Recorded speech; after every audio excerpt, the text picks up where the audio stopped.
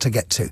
Now, Martin Abrams is a spokesperson for Momentum, who I'd imagine is not necessarily Keir Starmer's preferred wing of the party. And I'm delighted to say Martin joins me now. Good morning, sir. Matthew, good morning. Good morning. So, what do you make of this article in the Sunday Telegraph? Well, it's kind of rendered me pretty speechless, to be honest, Matthew, because, in my opinion, no Labour Party leader should be heaping praise on Margaret Thatcher.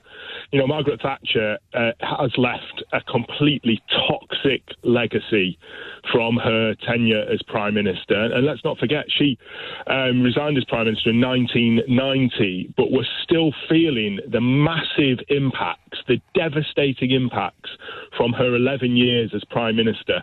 One thing I would like to raise that you didn't mention previously, Matthew, is one thing that Margaret Thatcher did when she became Prime Minister. She essentially sold off our North Sea oil assets in order to pay for tax cuts for the richest people in the UK, rather than invest the profits from those assets like the Norwegians have done to create something like a sovereign wealth fund. Norway have got a £1.5 trillion pound sovereign wealth fund, and that equates to about £250,000 for every Norwegian citizen. Margaret Thatcher flogged it off to the highest. Margaret Thatcher flogged our oil off to the highest bidder and basically gave it away as tax cuts for the richest. Can I try a slightly disingenuous line here, Martin, which is take everything you said, but if you look at the last run of Tory prime ministers, that when you consider Liz Truss's disastrous mini budget, COVID and Boris Johnson and Rishi Sunak, I think you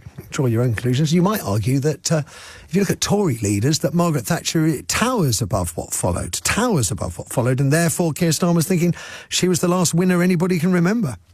I mean, as a politician, you know, she was clearly quite talented as a politician, but her actual impact on society, Matthew, we are still feeling the effects now.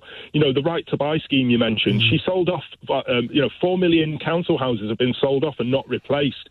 You know, that's why people are having to now rent privately from slum landlords and like pay £1,500 a month just for a 1-bedroom or 2-bedroom damp, mouldy flat. Martin, the impacts we're still seeing is absolutely devastating. If you want to win an election, though, Martin, if you want to win an election, do you have to make these kind of comments? You have to be seen. Does Keir Starmer not? If he wants to win over dissatisfied Tory voters, he's got to show that he's on the same. He's got the same mindset as them to some degree. So I put it to you, it's necessary.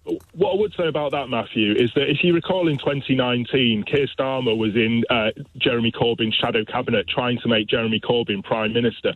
When we lost that election and Keir Starmer became leader, he then presented 10 what are essentially socialist policies, including public ownership of public services, wealth taxes, a huge sort of programme of socialist policies just to get elected as Labour Party leader, and then basically scrapped them all in the first chance. All right. Okay. So what people don't like is shape-shifting politicians that will say something just to get elected. What we need in politics is people that will stand up for everyone in society. We really need to unite as a society and unite around policies that will make people's lives better. Martin, I've got to talk over you because I want to get another voice in here if I can. That's Martin Abrams, spokesperson for Momentum. I'm going to go straight over to John McTernan now, who was Director of Political Operations for Sir Tony Blair. I think it was during his final 2 years as Prime Minister.